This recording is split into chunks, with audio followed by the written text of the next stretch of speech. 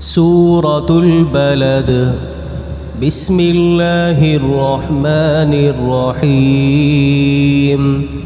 لا أقسم بهذا البلد وأنت حل بهذا البلد ووالد وما ولد لقد خلقنا الإنسان في كبد أيحسب أن لن يقدر عليه أحد يقول أهلكت مالا لبدا أيحسب أن لم يره أحد ألم نجعل له عينين ولسانا وشفتين وهديناه النجدين فلاقتحم العقبة وما أدراك ما العقبة